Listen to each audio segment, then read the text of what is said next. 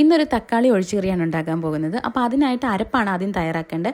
അരപ്പ് തയ്യാറാക്കാൻ വേണ്ടി തേങ്ങ, 4 ചെറിയുള്ളി, കുറച്ച് ജീരകം, 1 സ്പൂൺ മല്ലിപ്പൊടി, 1/4 സ്പൂൺ മുളക് പൊടി, 1 സ്പൂൺ മഞ്ഞൾപ്പൊടി ഇത്രയും കൂടെ ചേർത്ത് വെള്ളവും കൂടെ ഒഴിച്ചതിന് ശേഷം നന്നായി വടിക അരച്ചെടുക്കണം. അരപ്പരച്ച് നമുക്ക് മാറ്റി വെക്കാം. അപ്പോഴത്തേക്ക് നമുക്ക് കടുക് പൊട്ടിക്കാം.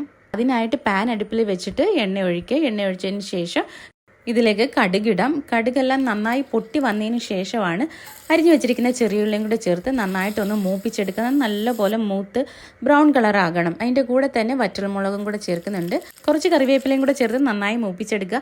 ഇനി ഇതിലേക്ക് നേരത്തെ വേവിച്ച് വെച്ചിരിക്കുന്ന തക്കാളിയാണ് ചേർക്കേണ്ടത്. 2 തക്കാളിയാണ് ഇതിന് വേണ്ടിയിട്ട് എടുത്തിരിക്കുന്നത്. അതൊന്ന് ആറിയൊക്കെ വരുമ്പോഴത്തേക്ക് നമ്മൾ കൈകൊണ്ട് തന്നെ ഉടച്ചെടുത്തത്. ആ ഉടച്ചെടുത്ത മിക്സാണ് നമ്മൾ ഇതിലേക്ക് ചേർത്തേക്കുന്നത്. ഇനി ഇതിലേക്ക് അരച്ച് വെച്ചിരിക്കുന്ന അരപ്പാണ് ചേർക്കേണ്ടത്. അതും കൂടെ ചേർത്ത് നന്നായിട്ടൊന്ന് മിക്സ് ചെയ്യുക. ചെറുതീയിൽ വേണം നമ്മൾ വേവിച്ചെടുക്കാൻ, തിളയ്ക്കാൻ പാടില്ല. ഇനി ആവശ്യമായ ഉപ്പും കൂടെ ചേർത്ത് നന്നായിട്ടൊന്ന് മിക്സ് ചെയ്യുക. ഒരു 5 മിനിറ്റ് കൂടി ചെറു തീയിൽ വെച്ച് ഇതൊന്ന് ചൂടാക്കി കഴിയുമ്പോഴത്തേക്ക് നമ്മുടെ തക്കാളി കറി റെഡി ആയിട്ടുണ്ട്. അപ്പോൾ എല്ലാവരും ഇതൊന്ന് വീട്ടിൽ ട്രൈ ചെയ്ത് നോക്കണം. പെട്ടെന്ന് തന്നെ നമുക്ക് ഉണ്ടാക്കാൻ പറ്റുന്ന ഒരു റെസിപ്പിയാണ്. വളരെ ടേസ്റ്റി ആയിട്ടുള്ളൊരു റെസിപ്പിയാണ്. അപ്പം നിങ്ങൾ ഉണ്ടാക്കി നോക്കിയിട്ട് നിങ്ങളുടെ അഭിപ്രായങ്ങൾ കമൻസിലൂടെ അറിയിക്കണം. കൂടെ എൻ്റെ ചാനൽ കൂടെ ഒന്ന് സബ്സ്ക്രൈബ് ചെയ്തേക്കണേ.